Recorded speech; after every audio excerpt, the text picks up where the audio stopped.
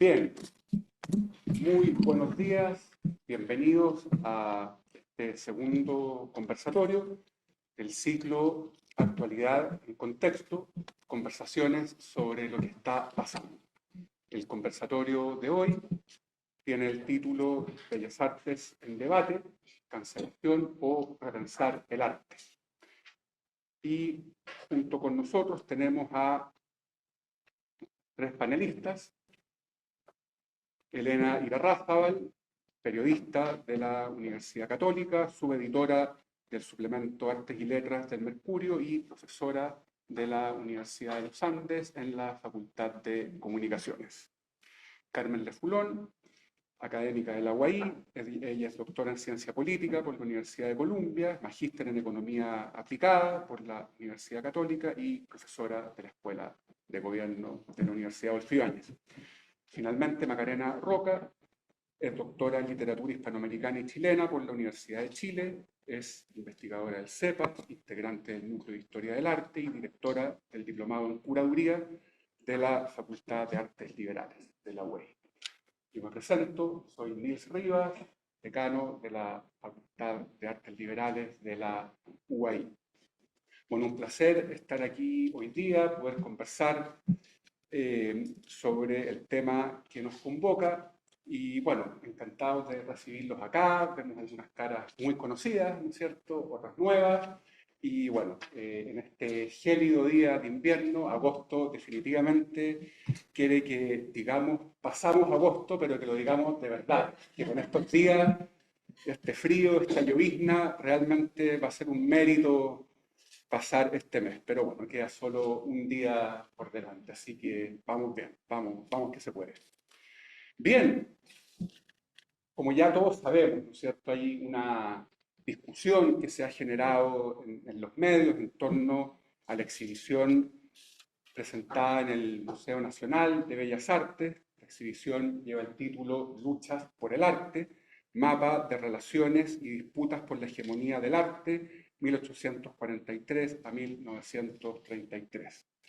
Y bueno, creo que todos habremos leído las distintas cartas que han sido publicadas en medios, en defensa de un lado, del otro, etcétera. Y bueno, son muchas las aristas, ¿no es cierto?, que se han levantado a partir de esta situación.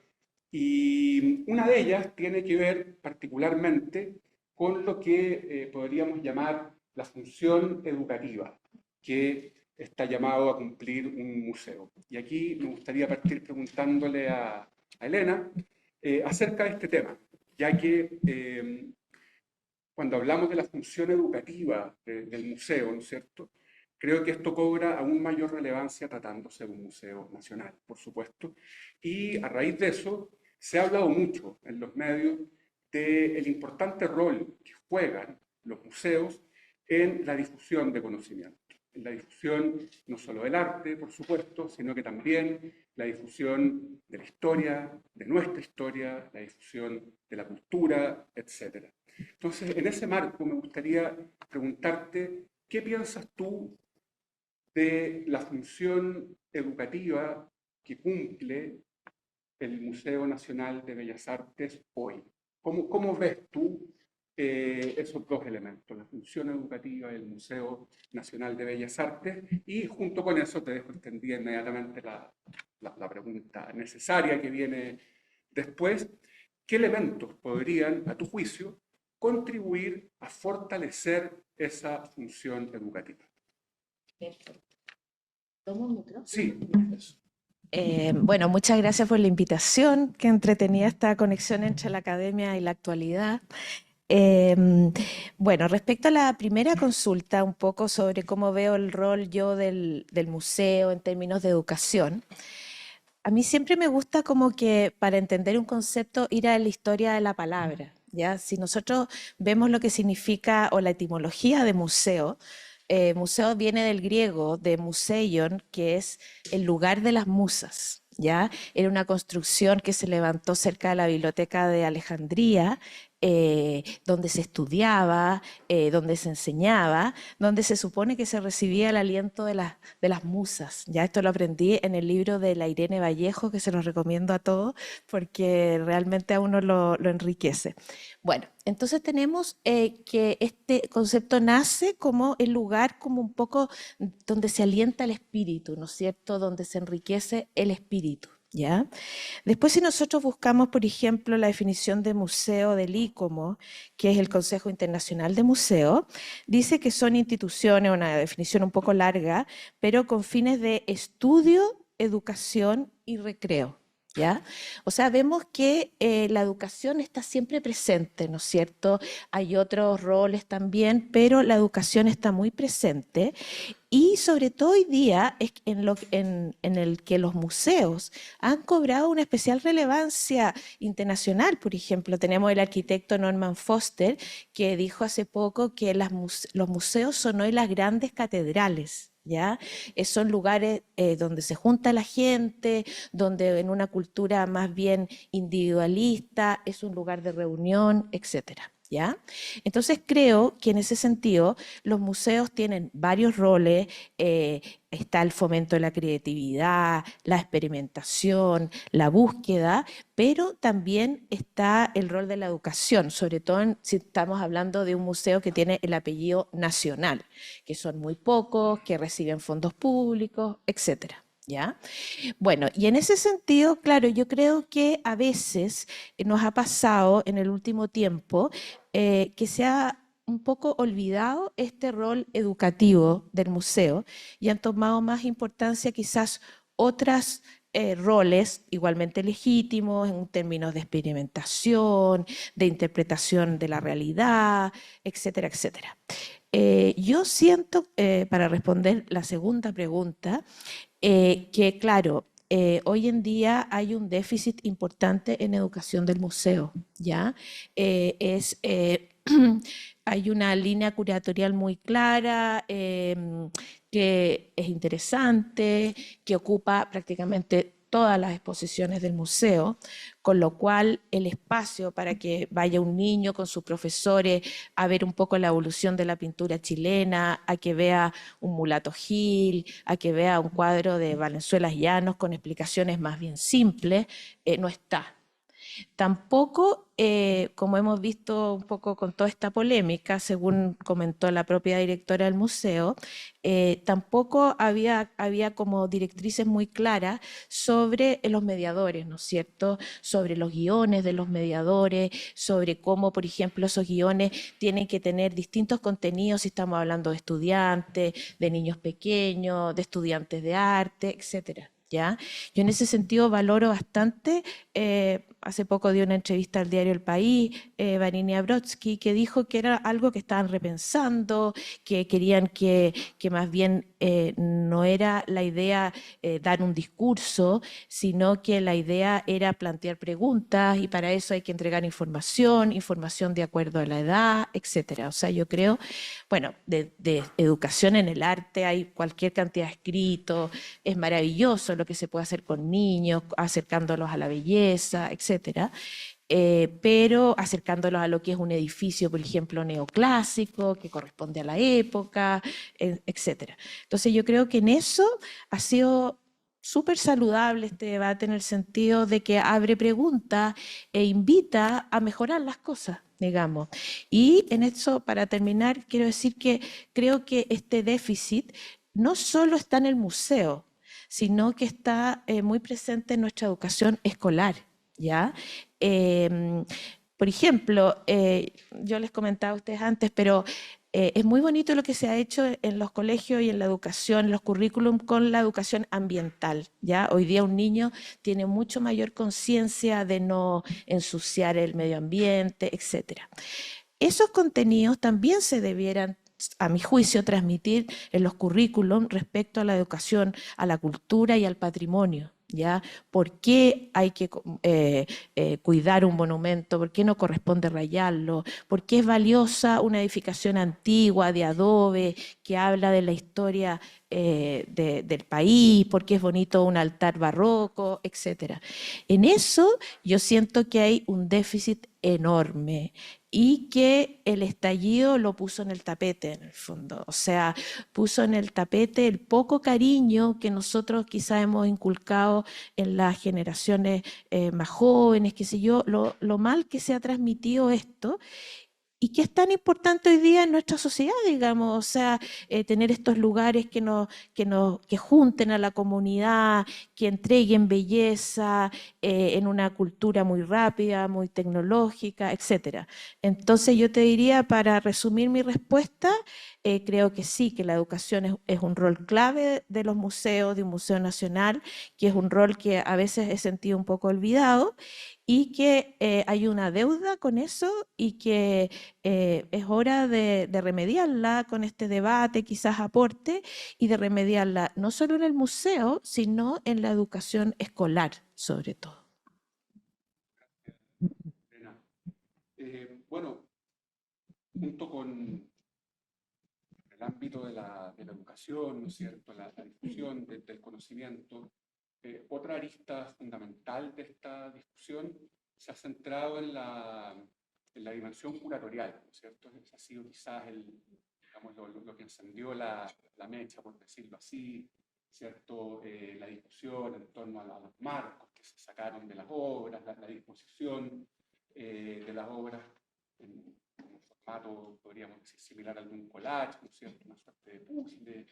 Todo esto ha despertado muchísimas, digamos, muchísimas pasiones y una interesante discusión, sin duda. Cabe preguntarse, por lo tanto, frente al ejercicio curatorial que hemos visto en la muestra Luchas por el Arte, que, bueno, recordemos brevemente, algunos han tildado ese ejercicio curatorial como algo degradante, como algo absurdo, como algo caprichoso. Al mismo tiempo, otros, y dentro de ellos algunos muy connotados artistas, han considerado que ese ejercicio curatorial es reflejo de, digamos, o va en línea con lo que ocurre habitualmente en los mejores o más prestigiosos museos del mundo, donde la experimentación curatorial, la intervención crítica de colecciones es algo habitual. Por lo tanto, hemos tenido ahí enfrentadas dos visiones bastante antitéticas, digamos. Por cierto, creo que no tiene mayor sentido tratar de zanjar la cuestión hacia un lado o hacia el otro. Y de hecho, el propósito de un conversatorio como este no es en ningún caso enfrentar dos posiciones o dos trincheras y tratar de zanjar la cuestión de forma definitiva hacia un lado o hacia el otro. Más bien, creo que lo interesante es discutir acerca de qué preguntas, qué reflexiones podemos extraer de todo este debate y de toda esta polémica. Y en ese sentido, creo que una pregunta clave que uno puede extraer de todo esto sería, y esto te lo pregunto a ti, Maca, como, bueno, tú eres directora del Diplomado en Curaduría, ¿no es cierto?, de la universidad y tienes también una valiosa experiencia en ese ámbito. Entonces, ¿cuál es para ti el propósito más significativo de la curaduría? Te lo pregunto porque acá parecen converger muchas cosas, la experimentación, el elemento provocador, ¿no es cierto?, que siempre ha estado en el arte, ¿no es cierto?, ¿no? Sobran los ejemplos en ese sentido, pero también está la dimensión educativa, también está la transmisión de conocimiento, también está el interés por llegar a un público masivo que a veces se puede ver abrumado por lenguajes demasiado conceptuales, ¿no es cierto?, o eruditos, puede ser, ¿no es cierto?, también es parte de lo que ha salido en el debate. Entonces, teniendo todas esas variables dando vuelta al momento de llevar a cabo un ejercicio curatorial, bueno, ¿cuál dirías tú que es la prioridad? Si es que hay una, quizás no. ¿Cuál sería ese propósito más significativo, si es que hay uno, digamos, o muchos? Y en relación con eso, bueno, ¿te parece posible digamos, compatibilizar la experimentación curatorial, en especial cuando ésta decide correr riesgos, como lo ha hecho, sin duda, la del Museo de Bellas Artes. ¿Te parece compatible esa experimentación curatorial con el diálogo con un público masivo, con la difusión de conocimiento a nivel masivo, tratándose de un museo nacional donde esperamos que vayan familias, niños, adolescentes? ¿Cómo lo ves? ¿Ocupo este? Sí. Sí, bien. Primero, gracias, Nils, gracias a esta instancia. Creo que es tremendamente necesario juntarnos siempre a conversar. Cuando se generan tensiones es porque hay falta de comunicación. Eso está súper, súper claro. Y la mejor manera de bajar esas tensiones es volviendo, ¿no? Así como Elena ha tomado un concepto desde su etimología, yo creo que hay que volver. Y uno de los, a raíz de lo que tú me dices, si, ¿cuál sería el principio, esa necesidad curatorial dentro de un ejercicio museístico? Yo creo que está muy vinculado siempre también a la mediación de un contenido que quiere ser transmitido, es decir, no puede ser solipsista. Eso partamos desde allí. Un contenido está para ser transmitido. Ahora la pregunta que uno se hace es, ¿hasta qué punto un contenido tiene que ser completamente compartido, ¿no? Hay experiencias que no requieren de la mediación, pero para eso necesitamos mucho más paso por museo, mucho más enciclopedismo visual, una corriente de imágenes personal que esté alimentada por años de lectura, viaje, cine, fotografía, ¿no? Y sabemos que eso no siempre ocurre. Ahora, una curaduría, ¿no? Y me tomo de lo que dijiste recién, Elena, que me pareció súper interesante sobre esta cita que estabas dando de Foster. Foster también dice esto, ¿eh?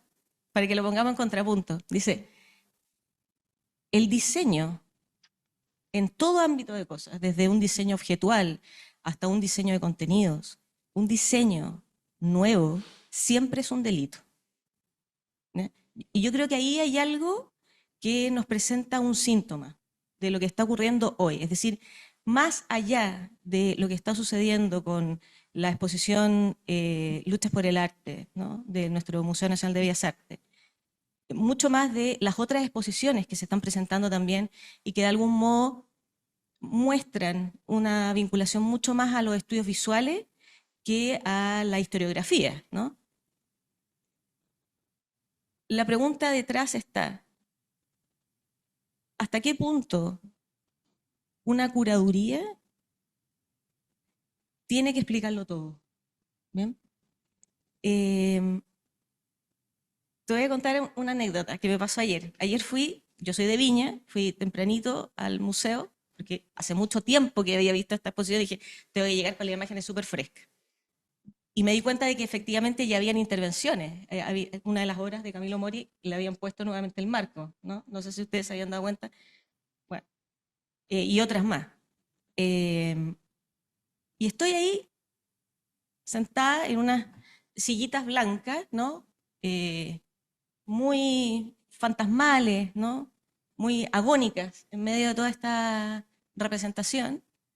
Y me tocan el hombro. Y eran dos alumnos que tuve el año pasado en el Cor de Literatura de Viña y que se cambiaron de carrera, están haciendo ahora diseño, se fueron de civil a diseño.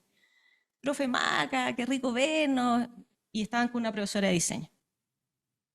Entonces yo los tomé y dije, ya, estos van a ser mis elementos de estudio.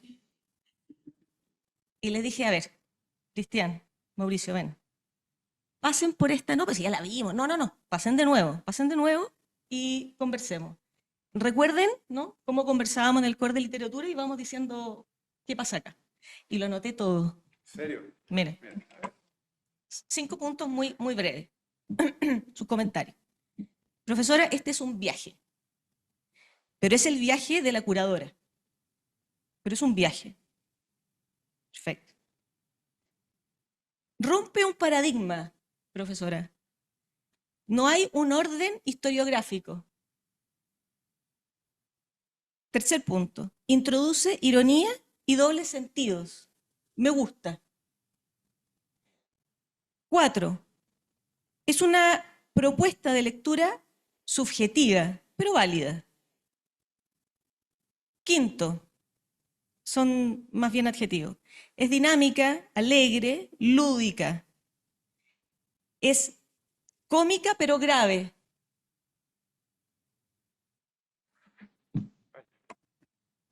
Yo dije, hicimos bien la tarea. O sea, definitivamente los alumnos del core de literatura están enfrentando esto después de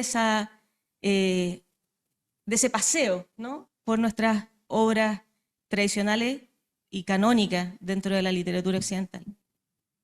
Pero ellos han tenido una formación. Esa es la diferencia. Ellos han tenido una formación que les permite poder abrir la exposición como un dispositivo de lectura que va más allá de lo que un estudiante a lo mejor de un segundo ciclo básico o de una educación media puede obtener. Entonces, a mí lo que me sucede generalmente con el Museo Nacional de Bellas Artes es que me parece que sus curadurías son muy sugestivas. A mí como mujer formada, adulta y además dentro del ámbito, me parecen de una sugerencia deliciosa, ¿no? Pero esa soy yo. Y me sucede que no veo dentro del museo ciertas líneas más históricas, llámese tradicionales, clásicas, canónicas, como malamente también se les ha llamado en la prensa, muchas veces más hegemónicas o patriarcales, que son conceptos que uno utiliza cuando deconstruye, pero no cuando está iniciando. Y esas lecturas a mí me faltan un poquitito más. Fue un placer ayer ir al museo y ver las muestras llenas de visitantes. Y realmente placiéndose, ¿no? Gozando lo que estaban viendo. Pero era un universo adulto. Entonces, el tema de la educación, yo no lo dejaría solo como una tarea pendiente de la nueva museografía, ¿no? Sino que lo dejaría como una tarea pendiente de muchas instancias sociales que tienen que hacerse cargo, partiendo desde el trabajo filial, ¿no? Tus niños, tus sobrinos, ¿no? Si es a ellos a quienes llevamos al museo, es a ellos a quienes les compramos los libros, es a ellos a quienes les mostramos la primera película en blanco y negro, es a ellos. Y desde ahí, cuando eso se inicia, ¿no? Allí ya hay una voluntad, una búsqueda que va siendo acompañada por redes de cultura y de educación, colegios, universidades, instituciones públicas, etc. Sin embargo, sigo creyendo que la curaduría, de algún modo, en ese mediar la información, no debe tratar, ¿no?, a su receptor como alguien que no tiene ningún tipo de preparación. El curador no puede barrerlo todo. Debe dejar silencios, espacios vacíos, indeterminados, para que sea efectivamente él el quien recepciona, ¿no?, el que está experimentando, ¿no?, viviendo ese paseo por la sala, la concreción final de lo que ve, ¿no? Y esa concreción no sucede en la sala, va a suceder 1 año, 5 años, 10 años después. A lo mejor cuando esté haciendo, qué sé yo, un viaje de familia o un postítulo y está en el Louvre y dice, ¿ya?, Fiat Lux, ¿no? Así como esa ampolletita, esto lo recuerdo de. Porque es un tejido. Finalmente una curaduría no es una curaduría. La curaduría es un tejido, como lo es un texto, como lo es una obra artística, y también como tejido es un dispositivo de apertura al pensamiento crítico. Interesantísimo, Maca. Muchas gracias. Carmen, desde la ciencia política, la política en general, Bueno, dentro del intercambio de opiniones que se ha dado en los medios, se ha mencionado tema educación, tema curatorial, y también se ha mencionado el tema político. Se ha hecho alusión a la evidente dimensión política del arte, ¿cierto?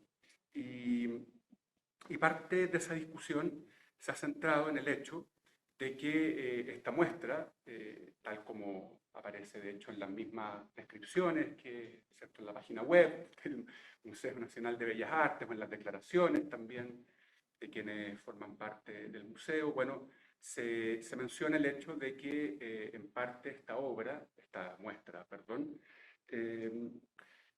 tiene como objetivo o surge a partir de una necesidad de revisar y cuestionar ciertos paradigmas, ciertos cánones, ¿no es cierto? Y consecuentemente surge a partir de una necesidad de visibilizar otras historias del arte. Eso cito textual. De hecho, en esta carta que publicó un grupo de 37, ¿cierto?, artistas nacionales, en esa carta se hizo una analogía entre la exhibición de Luchas por el Arte con la exhibición en el Museo del Prado, que lleva el título de El Prado en Femenino. Y el objetivo de esa exhibición del Prado es, cito también, visibilizar el papel de la mujer en el mundo del arte. Entonces se habla, a partir de toda esta discusión, de esta necesidad de incluir ciertos grupos que habían sido invisibilizados, ¿no es cierto?, y entrar en una, podríamos decir, una disputa cultural, política, de forma tal de cuestionar relatos, cánones, etcétera, y poner sobre la mesa otros relatos, otras visiones que no habían estado presentes. Entonces, a partir digamos, de esa situación y de ese contexto, ¿qué reflexión dirías tú que es posible hacer hoy acerca de la relación entre arte y democracia? Y más concretamente, te preguntaría cómo pueden el arte, los museos, la curaduría, fomentar, fortalecer los valores democráticos. Y más aún, si es que, como pregunta derivada, si es que en realidad es una función que tendrían que asumir también. ¿Cómo lo ves tú desde la óptica de la política, de la ciencia política? Muchas gracias, Nils. Un placer estar acá. Yo quisiera como partir para como desglosar un poco la pregunta en qué es lo que se ha pensado como los roles de los museos en general y en particular también del arte en el tiempo, ¿no es cierto? Ha cambiado. Ustedes lo saben, porque yo partió, ¿no es cierto?, con esta idea de preservar y mostrar. Y ahí yo quisiera también hacer hincapié que si uno revisa las discusiones de los museos internacionales, ¿no es cierto?, está toda la discusión de cómo acercar al público, cómo hacerlo más inclusivo y atrayente para todos, pero para todas las personas, digamos. O sea, cómo lograr y atraer especialmente a los niños, a las comunidades que viven cerca, ¿no es cierto? Después tiene un rol que está tras más bambalina, que no me voy a detener, que es el de investigación, que hay algunos que los hacen más y otros lo hacen menos, y también este rol educativo que nos referíamos, ¿no es cierto?, y que quería caer ahí, y también hay toda una discusión sobre si los museos tienen que tener un rol como promotores de cambio o de justicia social. Entonces, y yo creo que esa es una discusión del objetivo, pero yo creo que también, y parte de la discusión que lo estamos haciendo ahora, es cómo se cumple ese rol. Y es súper interesante el contrapunto con, a mí me parece, el contrapunto de los dos ejemplos, de lucha por el arte con el Prado en femenino.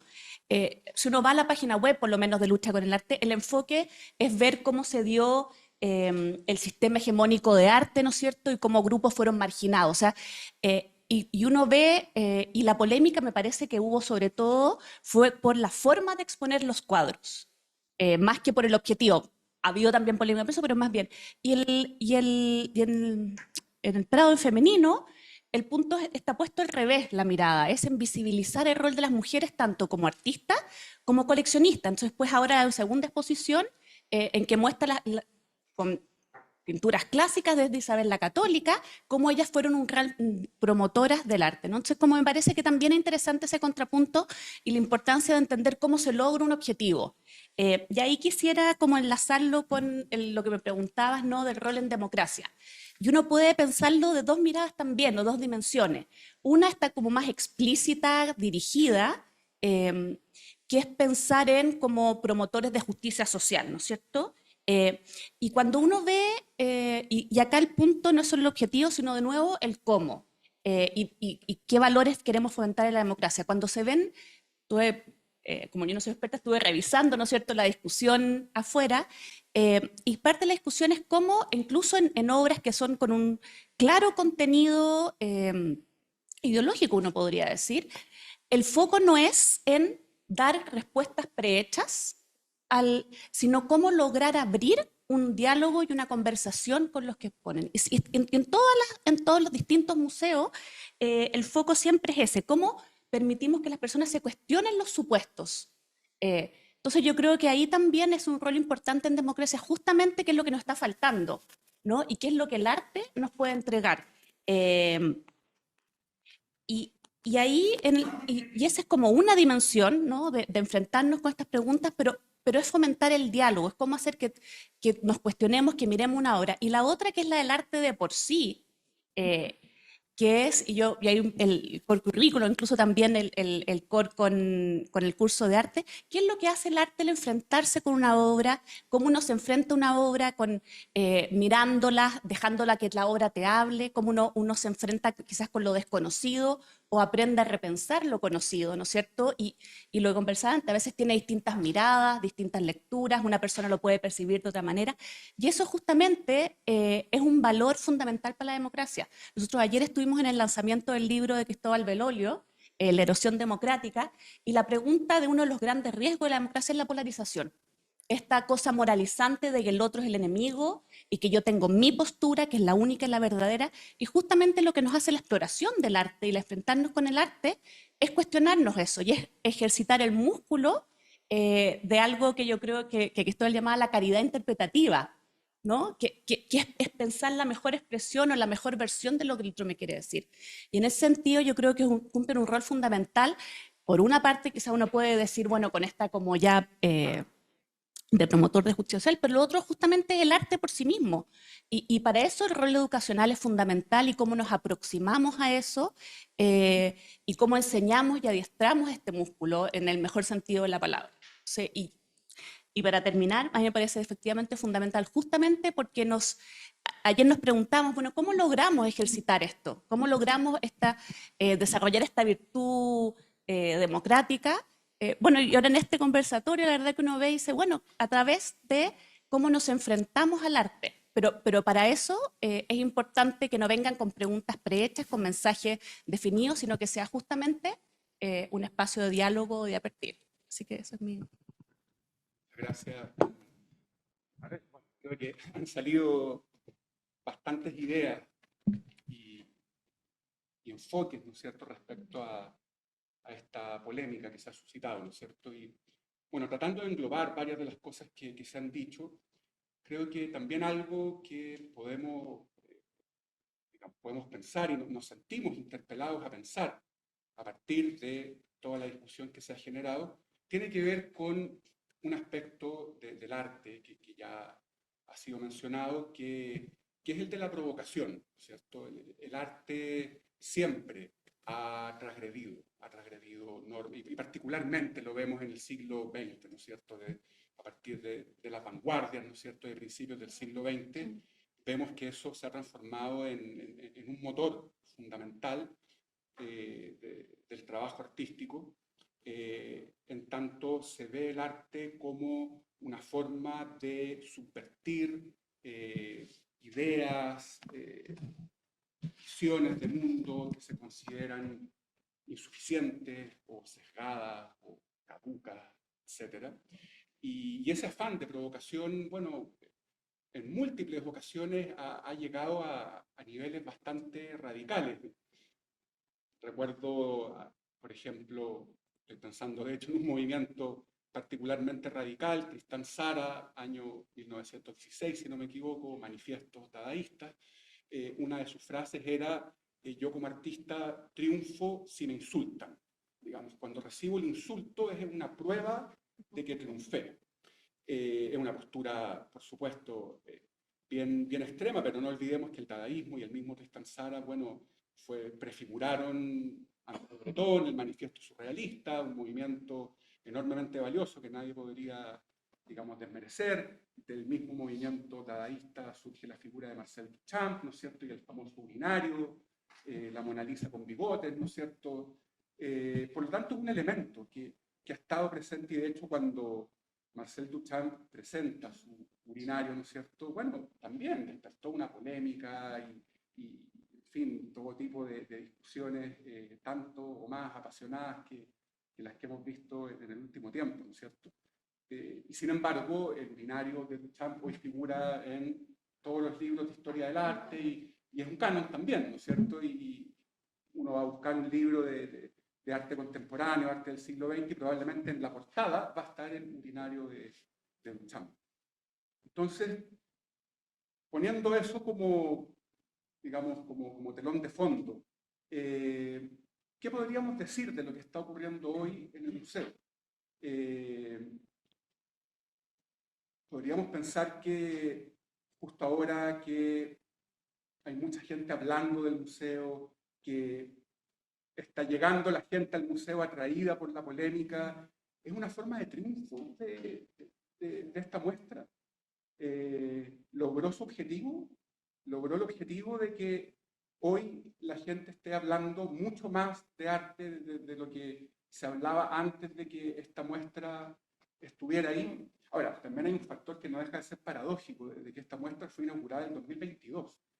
Pasaron como 15 meses o más, 18 meses en que nada sucedió. Es curioso eso, también lo dejo ahí flotando, digamos, por si alguien lo quiere tomar como un elemento de análisis. Pero bueno, abro esta pregunta a cualquiera de las tres, o las tres, no sé, ya de una manera más desestructurada, digamos, no tenemos que seguir un orden.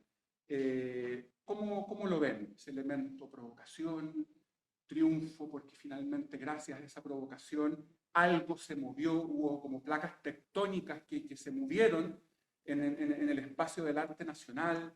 ¿Qué opinan? Qué buena pregunta. Me recordó también una cita de Picasso que dijo que todo acto de creación tiene algo de destrucción. Bueno, mira, yo creo que es sugerente, o sea, yo creo que al final el resultado final, este diálogo, es súper saludable y enriquecedor. Ya en ese sentido podríamos decir que de alguna forma esta provocación ha dado resultados. Ahora, un punto es que esta provocación, como dices tú, está desde 2022.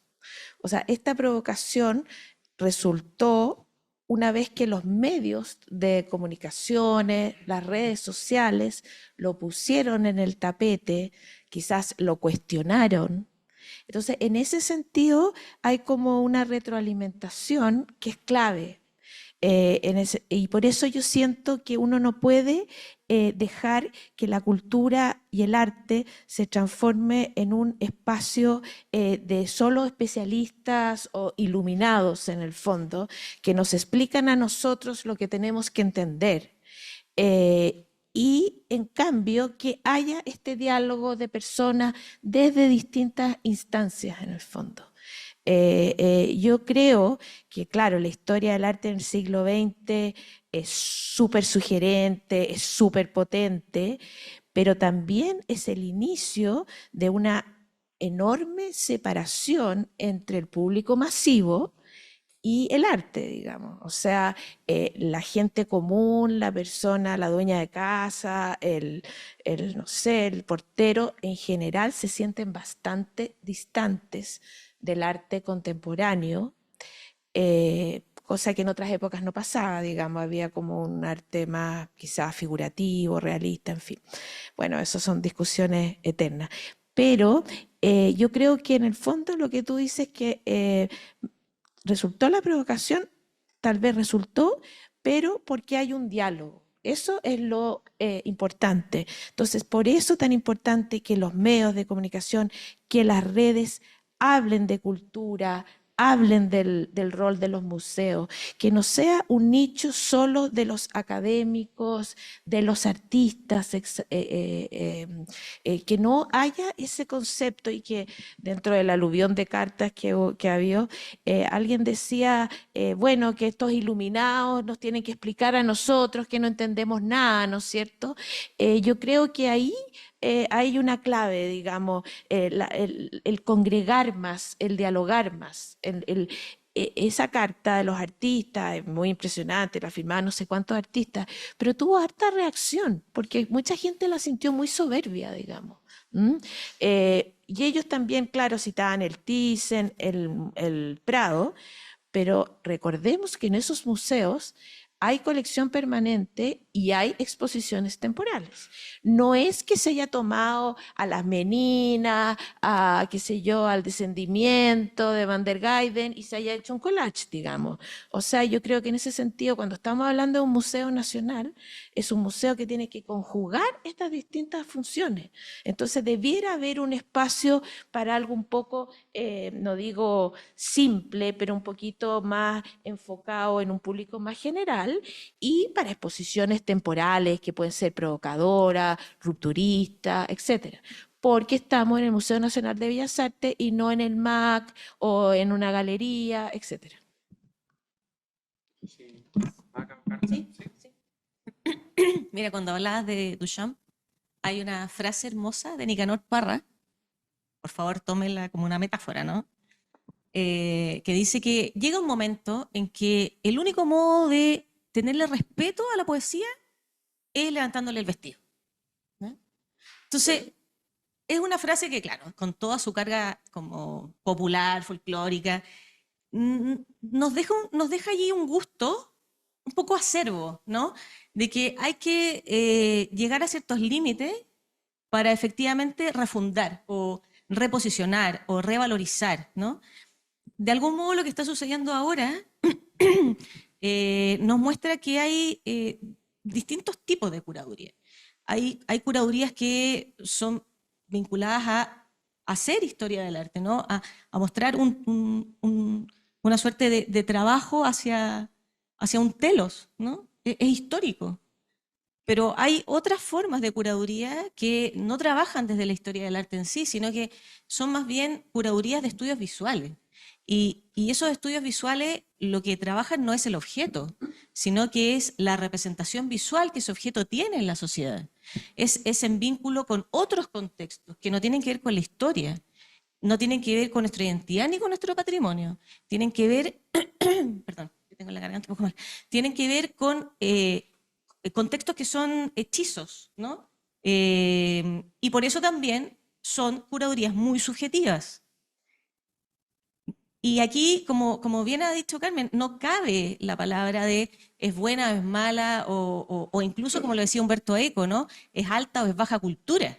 O sea, ya todos sabemos que estamos en un mid-cult, o sea, eso lo tenemos súper claro.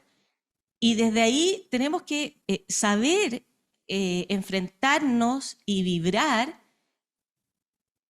ante lo más tradicional o conservador, ¿no?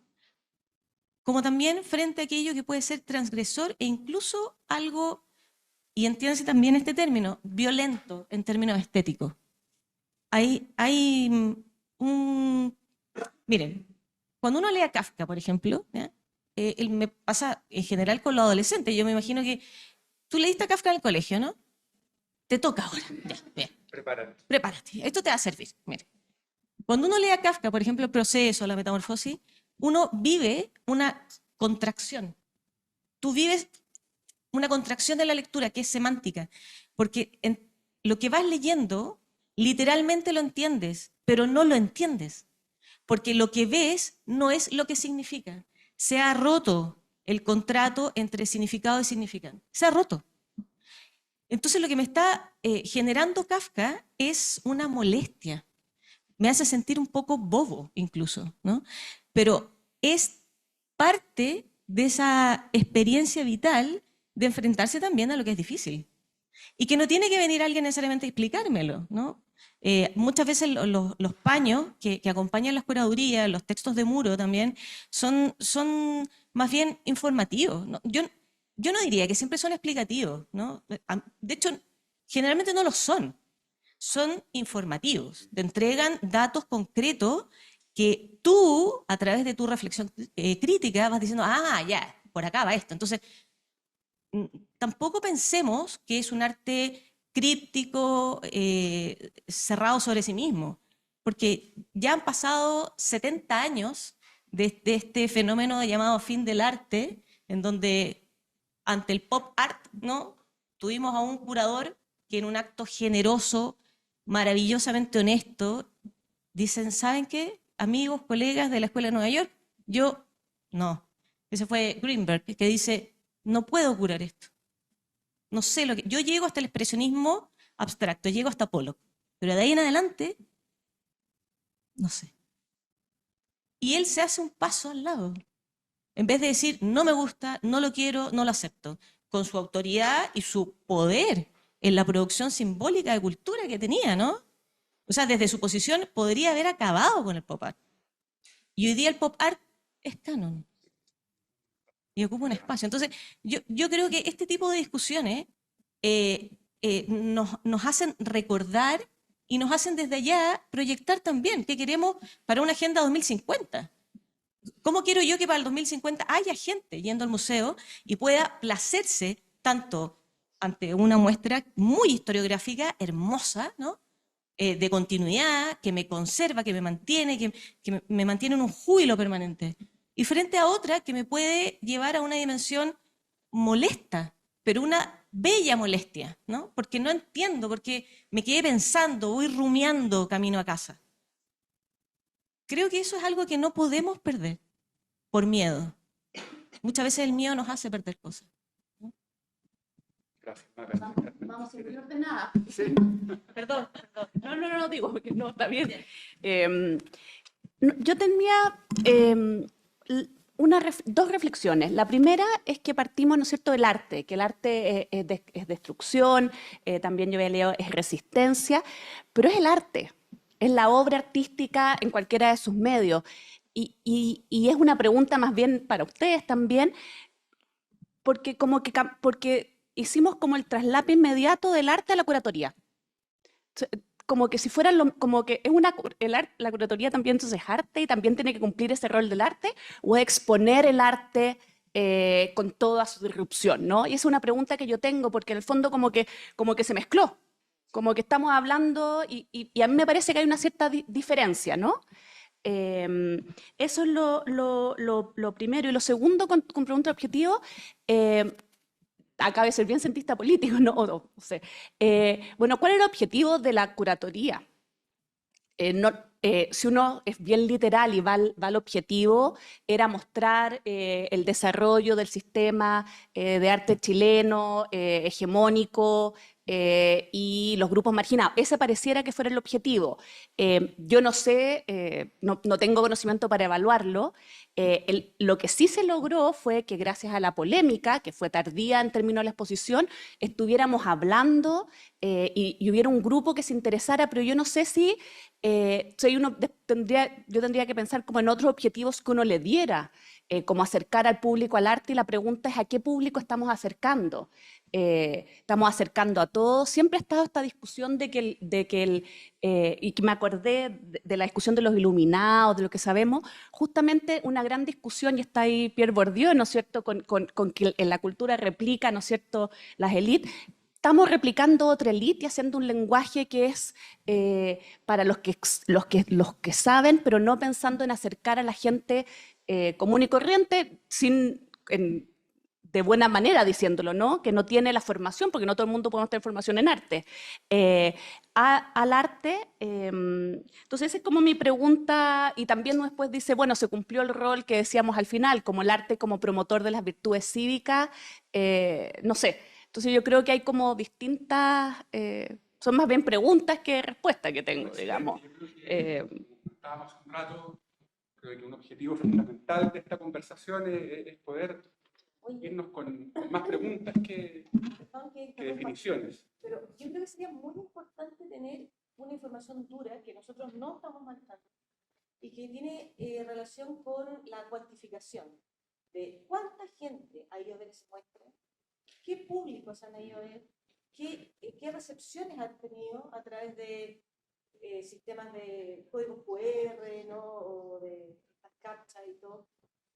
Porque hay información que claramente allí es vital y que a lo mejor estamos hablando por hablar, ¿no? De esa lógica, porque si efectivamente ha sido una muestra que ha sido ampliamente aceptada por la gente, que la gente ha salido comprendiendo la muestra.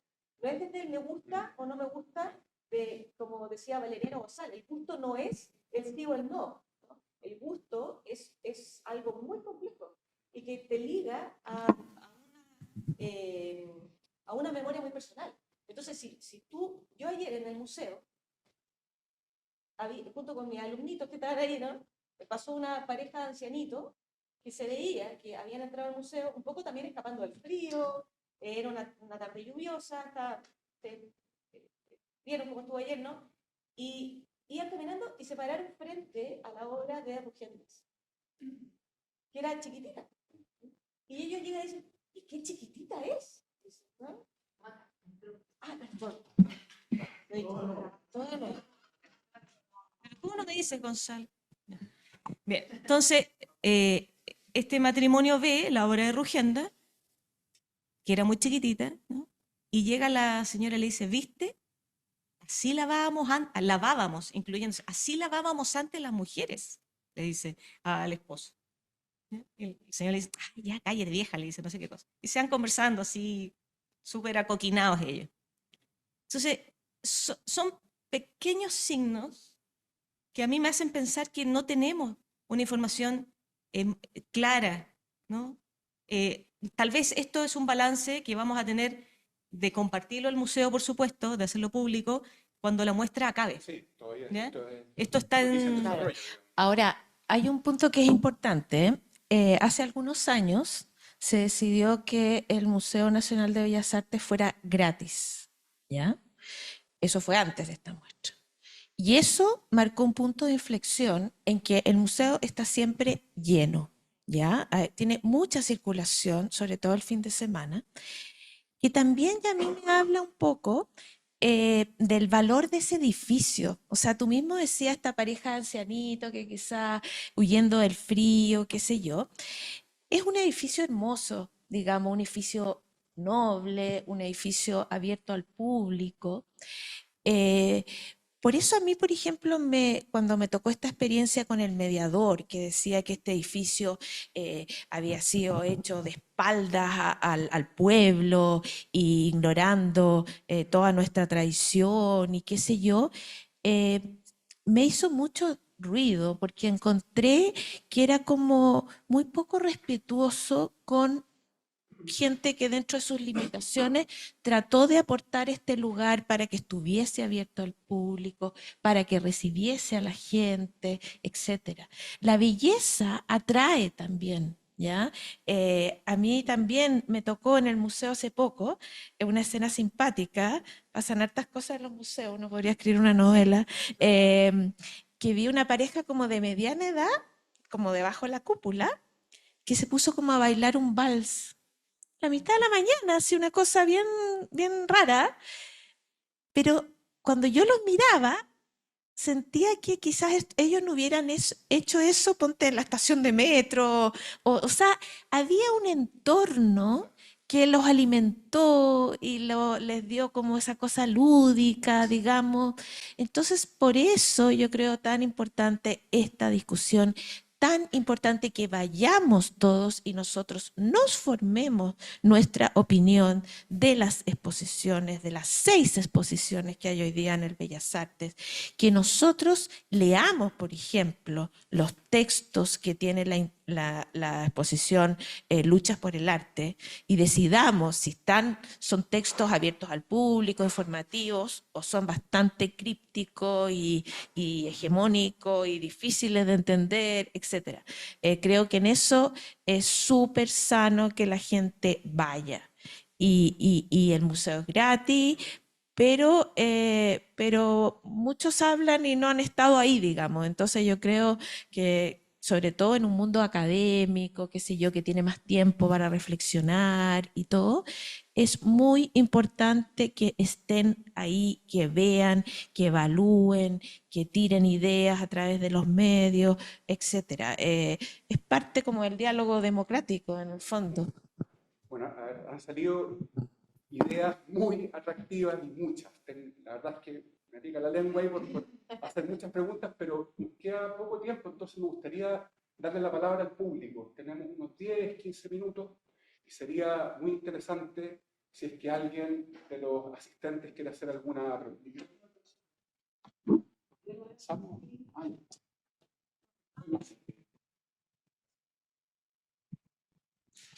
Hola, gracias. Muy interesante el debate. Tengo una reflexión y una pregunta. Finalmente estamos como frente a un paradigma, porque por un lado hablamos de la curatoría que no debe ser explicada, ¿cierto? No debe ser sociabilizada. Y el consenso finalmente termina como debilitándola. Pero, por otro lado, hablamos de la autonomía, o esta autonomía o el poder del curador, que puede entenderse como una polarización en el discurso y debilitando un poco la democracia. El óleo, ¿no? Entonces, uno podría entender entonces que estamos frente a una posición como de administrar una pequeña dictadura en democracia. Pero tengo una siguiente pregunta. Al inicio de la exposición se hablaba sobre la educación y muy enfocada en los niños, ¿cierto? De qué manera se incorporan o se les puede dar una socialización más en los museos, cuando van con sus padres. Pero el debate que hoy en día estamos, o que la polémica que se ha dado hoy, está realizada por los adultos. Entonces mi pregunta es la siguiente: ¿estamos frente a un problema de educación de más de 80 años? Que estamos ya nosotros como niños, aprendemos algo que hoy en día reclamamos. O finalmente estamos frente a una discusión distinta, que es sobre la institucionalidad, el rol o la misión del Museo de Bellas Artes y no de la muestra misma.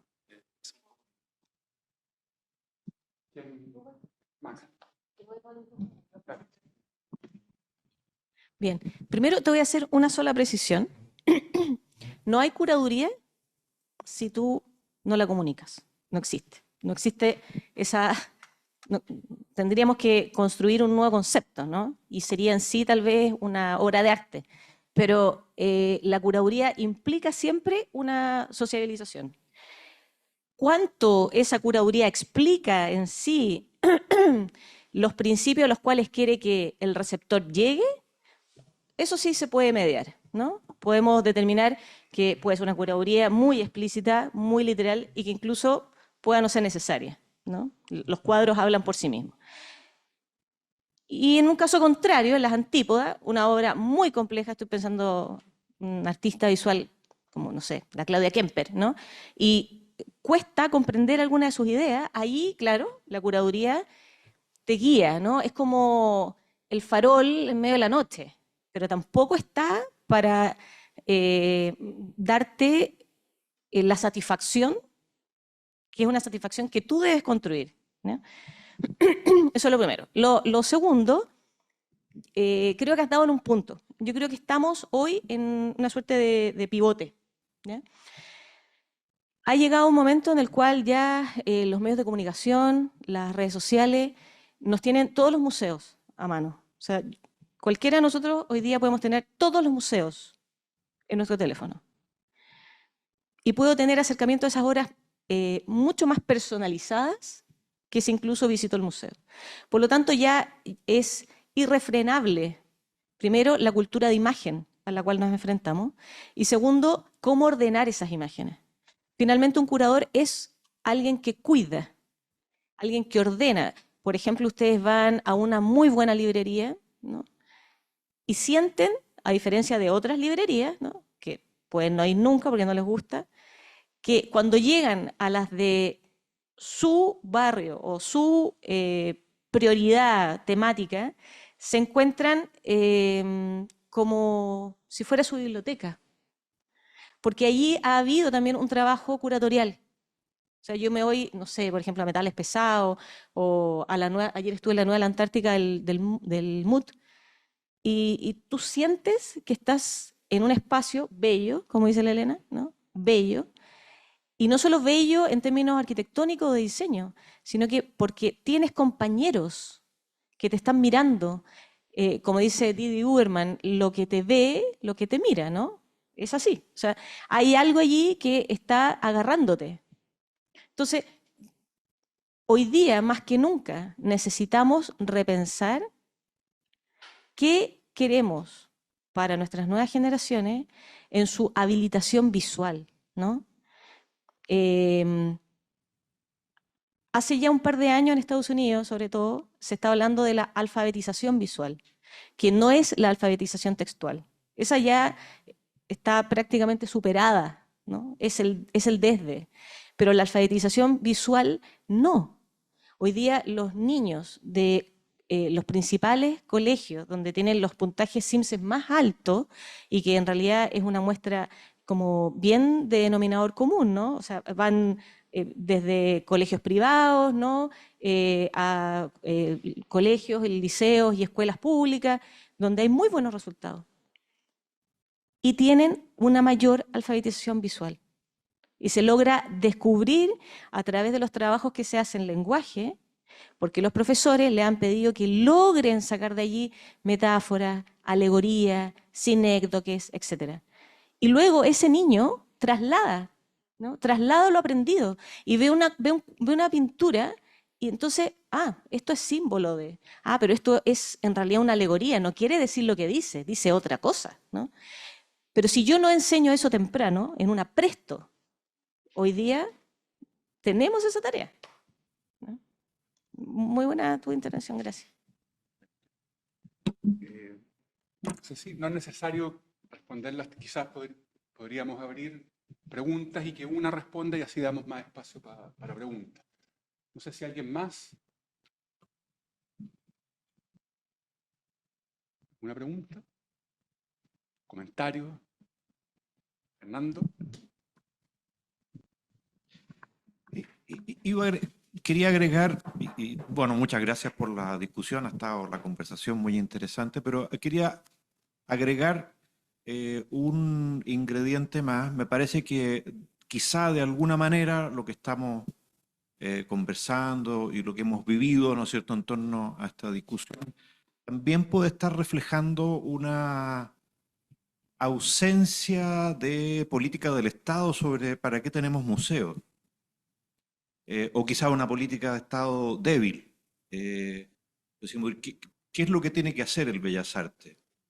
Me parece que ahí hay algo también que en cierta medida puede estar explicando ciertas, podríamos decir, para mí el Bellas Artes es una suerte de dilema, porque ha tenido buenos directores, tiene un buen equipo profesional, pero al mismo tiempo podemos evidenciar, ¿no es cierto?, algunas cosas que bueno, que podemos criticar como en toda institución. Pero me parece que más allá de los problemas internos, ¿no es cierto?, del Bellas Artes o de las situaciones que hemos podido conversar, ¿no es cierto?, en estos últimos días, observo eso, una ausencia de política del Estado o una política del Estado débil.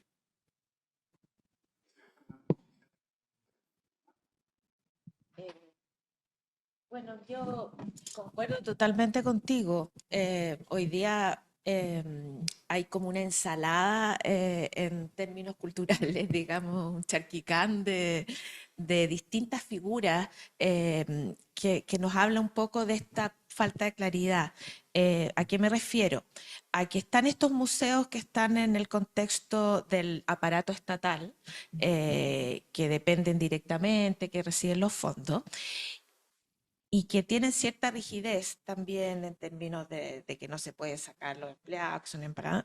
Y también han surgido estas corporaciones privadas, ¿no es cierto?, que son también estatales, porque el 80% de los fondos vienen del Estado, pero tienen directorios como autónomos y funcionan un poco más libremente, cosa que puede ser buena o mala, ¿no es cierto? Ahora tenemos todo el debate sobre el GAM, sobre los sueldos del GAM.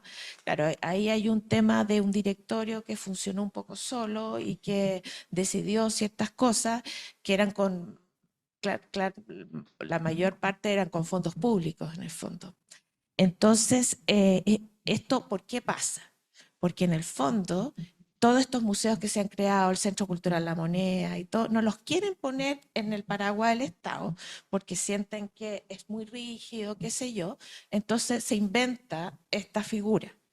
Y se debilita, se desviste al santo también, porque en el fondo tienen muchos mayores presupuestos que los propios museos nacionales, en el fondo. Entonces yo creo que eso explicita otra arista de esta discusión que en realidad junta muchas cosas, porque es desde qué es una curatoría, hasta cuál es el rol de un museo nacional, si, a dónde quiere llegar, etcétera, etcétera, que no los tenemos resueltos. Y yo creo que estos como núcleos un poco raros manifiestan eso en el fondo y ha sido bastante, desde mi punto de vista, mi opinión, un poco penoso en el sentido de que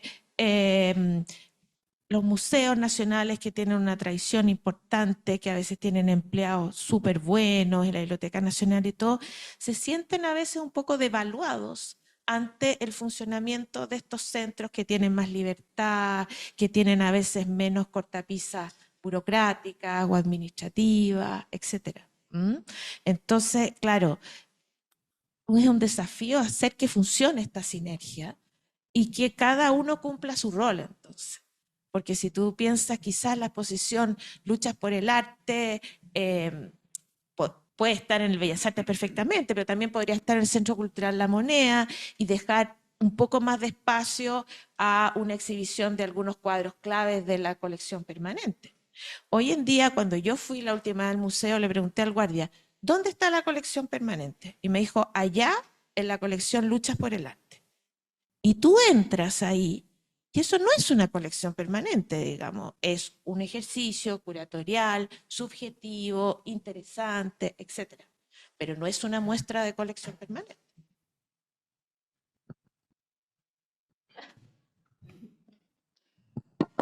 Bien, no sé si hay alguna última pregunta o comentario.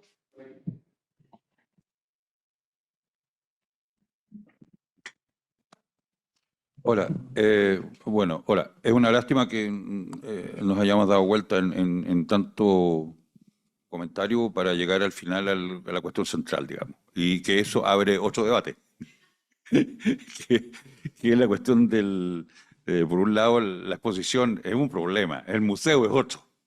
Pero ahí Elena ha tocado un problema que me ha tocado a mí personalmente padecer, que es la distinción entre los organismos del Estado y estas corporaciones. El problema con el museo, o con la musealidad chilena, porque finalmente tenemos un solo gran museo de Bellas Artes, y el resto no, tenemos uno solo. Entonces, su estatuto dentro del Estado es complicado, porque lo reduce a demasiada... Podríamos perfectamente aspirar a tener un Instituto Nacional de Bellas Artes, autónomo y con un museo con plata y con mucha infraestructura intelectual y mucho más de lo que tiene, ya. Pero al museo le estamos exigiendo como sociedad, y esto ha sido y que apunta a lo que tú señalas, la gran debilidad, al museo le pedimos cosas que no le corresponden. En el fondo, el Museo de Bellas Artes, en los hechos, está haciendo el papel de un museo de Bellas Artes clásico, pero al mismo tiempo de centro de arte contemporáneo. Y ahí uno dice, a ver, perdón, ¿le corresponde? Pero eso ha sido así desde que Nemesio lo dirigió antes de los 70 y se abrió. Entonces Nemesio convirtió el museo en una especie de centro cultural. Porque antes el museo fue dirigido por don Lucho Vargas, fue una cosa que nunca se destacó mucho tampoco. Entonces, pero a lo que voy es que padecemos la debilidad estructural del museo y no nos atrevemos a hacer del museo un lugar importante para que cumpla con ese... Promover la democracia es eso, es fortalecer el museo también. Pero al museo le estamos pidiendo cosas que han efectivamente desfigurado su función principal. Entonces, cuando tú dices, ¿dónde está la colección permanente? La verdad es que nunca hubo mucha colección permanente. Y esta es un ensayo para discutir sobre la posibilidad de una colección permanente. Lo cual te deja... Te pregunto una cosa. Yo sé que está súper limitado, pero tú ves que el museo tiene una sala mata que es estupenda, qué sé yo. O sea, ¿tú sientes que estos dos roles no se podrían conjugar en el museo? Es que es en desmedro un poco lo que tú decías, es un poco en desmedro del museo. En ese sentido me pongo más convencional y digo, sí, efectivamente el museo tiene que, y creo que lo ha hecho en parte, revisar, proteger, conservar mejor, y lo ha hecho, su colección. En el fondo el museo es su colección, sus colecciones. El arte contemporáneo no supone colecciones, no supone musealidad tampoco. Entonces son como dos roles, son dos velocidades diferentes. Y eso hace que la cuestión comunicacional entonces esté diversificada. Entonces no se aborda ninguna, ni la convención, ni la tradición, ni la experimentación de una manera adecuada. Y ese es un problema.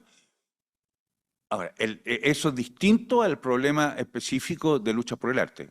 Yo diría que hay un problema cuando Fernando habla de la ausencia de política de Estado.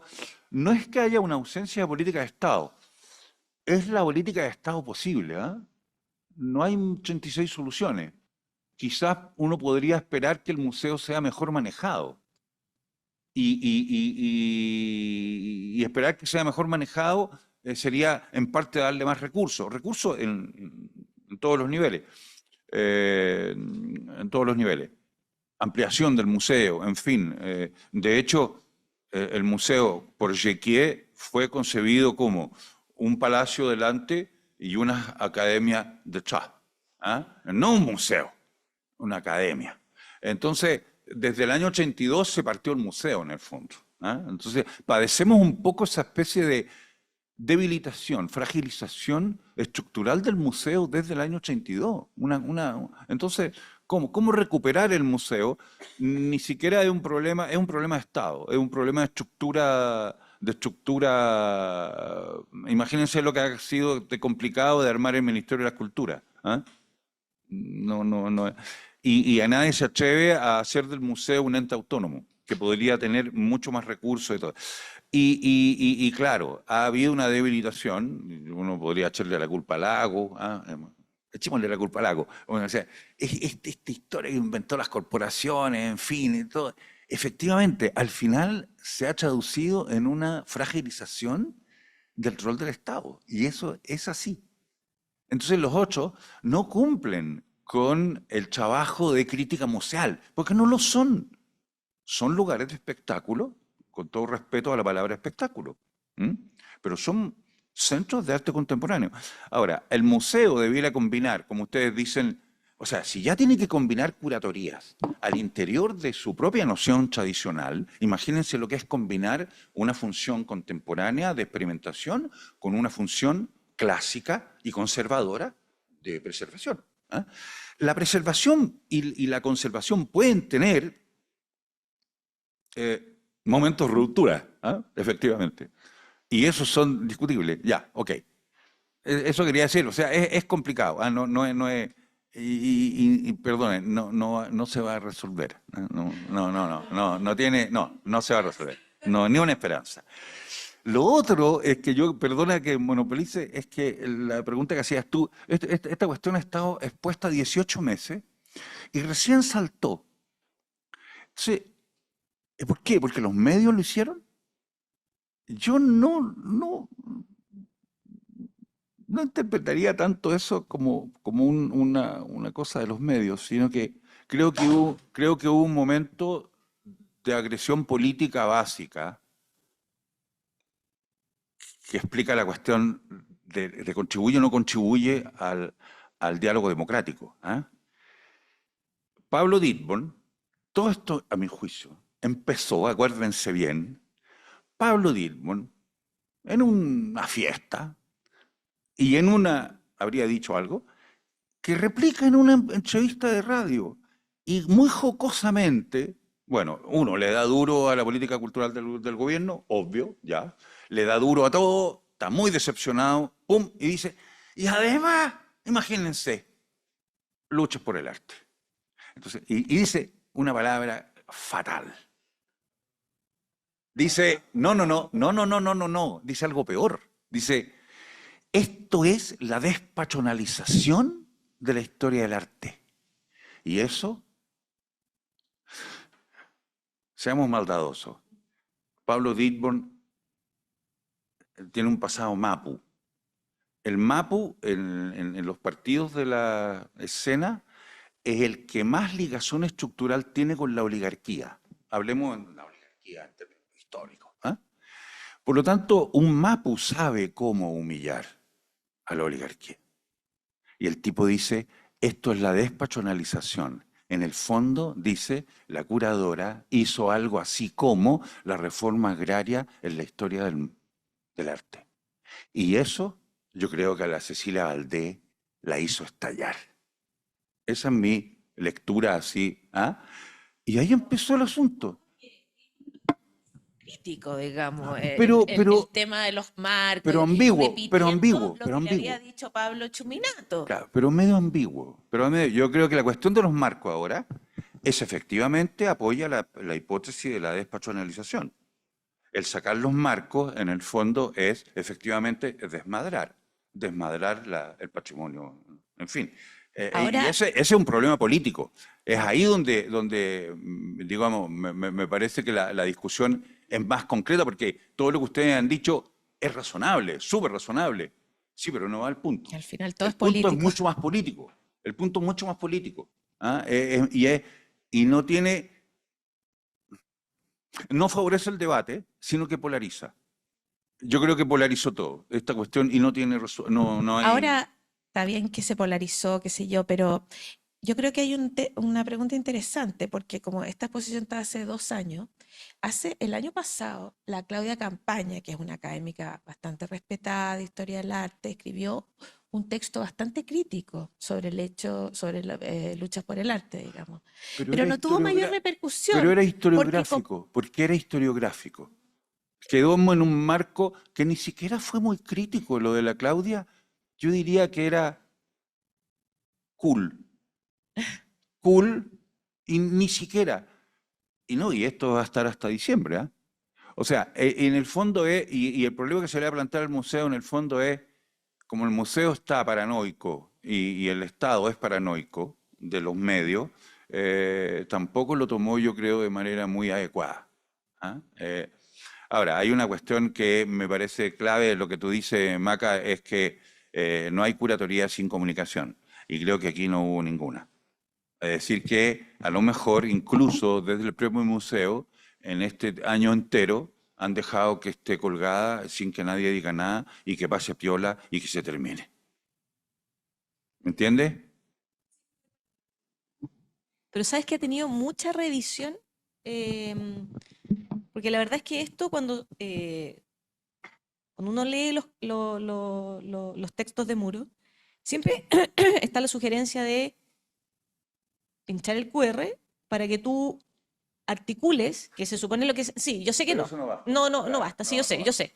Pero al final, eso es lo que decía también la Elena, ¿no? De pensar cuál podría ser nuestra colección permanente, qué es lo que debería quedar adentro, no, qué es lo que tiene que salir. Pero, mira, yo te agradezco que hayas puesto este tema al final del debate, ¿no? Porque yo creo que oxigena. Hemos estado hablando temas tremendamente interesantes e importantes, pero hiciste como un speech, ¿no? Así, abriste como la botella, ¿no? Y yo te lo agradezco. Esto que se señalaba sobre sacar los marcos, ¿no? Yo creo que esa lectura, que tú la has hecho perfecto, es una lectura que es completamente alegórica, que la mayoría de la gente no la sabe, no la ve, no logra esa lectura. Se queda solamente con la muestra, ¿no? Lo que aparece en los QR, aquellos que quieren ir un poquito más o que tienen la vocación artística, algunos profesores, etc. Pero no se hace esa lectura alegórica. Entonces, terminamos siempre hablando entre un grupo pequeño. Pero eso es como, un poco inevitable y de repente puede ser bueno que ocurra hablar en el fondo los públicos también son dinámicos. ¿ah?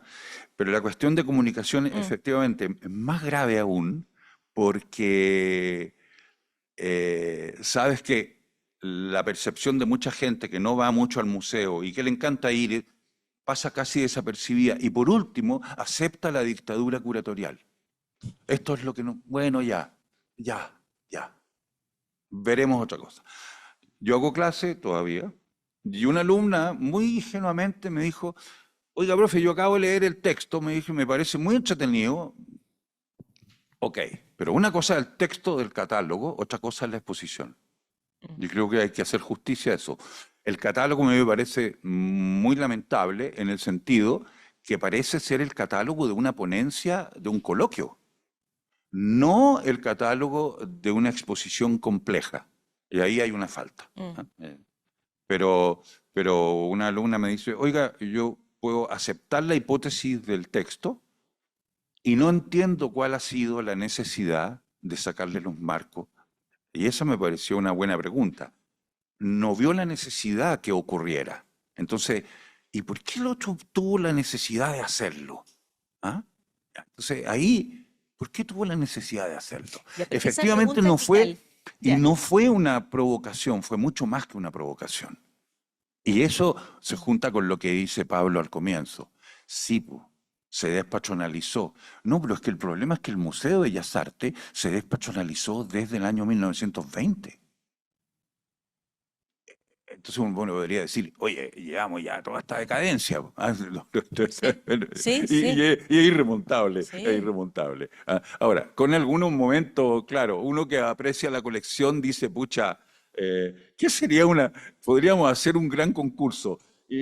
¿Cuál sería la colección permanente? O sea, ¿cuáles son los 25 cuadros que tienen que estar? Exacto. Y eso creo que sería buenísimo, porque obliga a decir, bueno, yo después de esta exposición, ponte tú, me bajó una tirria con Valenzuela Puelma, que no te digo, y por otro lado, encontré que don Pedro Lira queda extraordinariamente bien a tal punto que desmonta en parte lo que dice la Gloria. En el fondo, está bien. Pero por otro lado, discúlpeme que les diga una cosa. La Gloria, que es además exalumna de la universidad, dice, hace una cosa que es muy maldadosa. Dice, mira, voy a hacer un texto. Entonces voy a hablar de cosas que no hemos hablado. Ya. Uno, pero introduce una distinción muy interesante entre artista viajero y artista migrante. En el fondo, artista viajero son los europeos y los migrantes, bueno, son los ecuatorianos, peruanos y el argentino mulato que vinieron después. Y claro, hicieron otro mercado y bajaron los precios. Cosa que nadie había dicho y que es evidente y que están ahí en todas las estudios que se han hecho de pintura del siglo XIX. Okay. Pero después dice, nadie ha hablado de los artistas pobres, es decir, de los artistas de la generación del 13, que efectivamente, en términos sociológicos, son los primeros pobres de la historia del arte. También. Bueno, y que curiosamente, o no, son anarquistas. Bueno, conclusión. Y tercero, las mujeres. Pero que ahí hay un hecho de recuperación muy interesante, que es las mujeres intelectuales que escribían en la época, no solamente las artistas. Entonces, en ese sentido, el texto es una cosa, y me parece muy, muy interesante, y el de Eva Cancino mete con la historia sucia, entre comillas, de las colecciones. Y todo museo tiene una historia sucia de colecciones. Todas las historias de las colecciones son un poquito sucias. Es decir, tienen ruido, obedecen al lobby, obedecen a... En fin, nunca una colección es que alguien la piensa y dice, necesitamos comprar esto y lo vamos a... No, o sea, las colecciones son mucho más entretenidas en su historia. Bueno, pero eso es el catálogo, está bien. Pero más me parece a mí un texto de ponencia, de un coloquio. Pero la exposición misma, a mí me ha parecido mucho más rica en todas las contradicciones que ustedes señalan, por lo que da a pensar. Y por lo que da a pensar, efectivamente, o polariza y toca cuestiones que son sobre heridas simbólicas chilenas que permanecen muy abiertas. Sí. Y eso yo lo encuentro súper delicado. Súper delicado. Súper delicado porque porque te das cuenta de la dimensión del daño que tenemos y que portamos con nosotros desde Eduardo Frei Montalva en adelante. Oye, sí, sí, no. Eh, Sí, para terminar, súper corto. No, que yo encuentro que ese ejercicio que decías tú de cuáles son los 25 cuadros que debieran estar sí o sí. Nosotros en el Mercurio algo hicimos y también se generó, oye, falta Caro con su Zamacue, bueno, en fin. Pero tiene que ver también con algo que escribió Emilio de la Cerda, que yo creo que fue bonito, que decía que la gente también habla de este tema porque un poco lo siente suyo y porque hay un cariño por la colección y porque también es bonito que en un país hay como una vivencia común. Bueno, como que todos tenemos nosotros en nuestra época que nos llevaban y veíamos la pela del mercader con esta mujer desnuda o la carta que escondía, qué sé yo, la mujer de Pedro Lira. Entonces, ese también es un ámbito interesante. O sea, ¿cuáles son como las pinturas que conforman la memoria colectiva de nuestra historia? Así como en Estados Unidos está este cuadro famoso de la brisa, que es como una imagen de esta, qué sé yo, creo que como en las universidades o en alguna asignatura, sería interesante hacer ese trabajo, digamos, porque claro, por ejemplo, en esta exposición se critica que no hay ningún Valenzuela Llanos, que es como el gran paisajista chileno en el fondo. Entonces, en todo, claro, entonces en todo el museo, hoy día uno no puede ver una obra de un paisaje, digamos, de la colección permanente.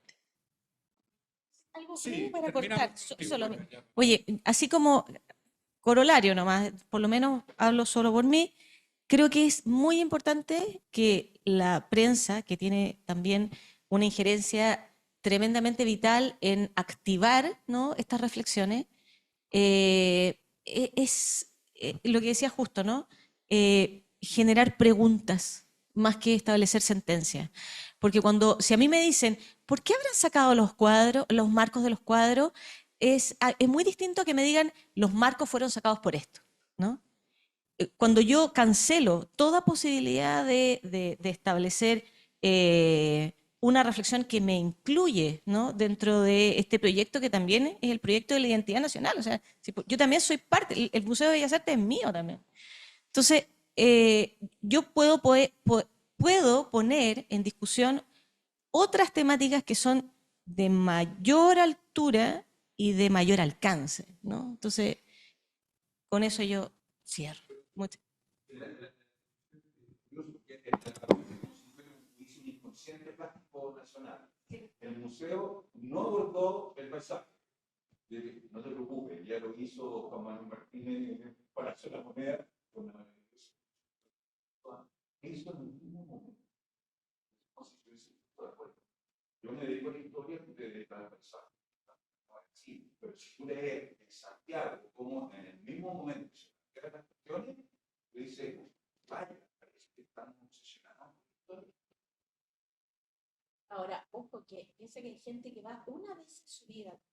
También eso es sintomático cuando van al colegio. Pero mamá, oye, que lo que creo siempre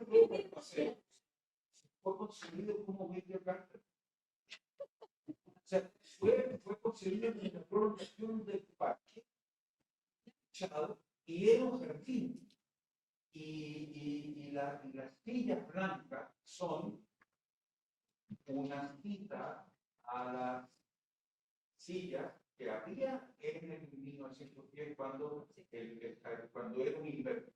Cuando era un jardín de invierno, con esta magnífica paseo perimetral elevado, que en el fondo para que uno se paseara mirando que estaba en el medio del pueblo. Sí, en el fondo, quien destruye, destruía el museo, es cuando hace las armadas.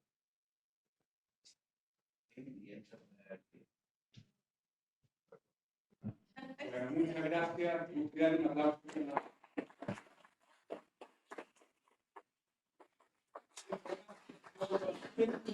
Y bueno, nos veremos en el próximo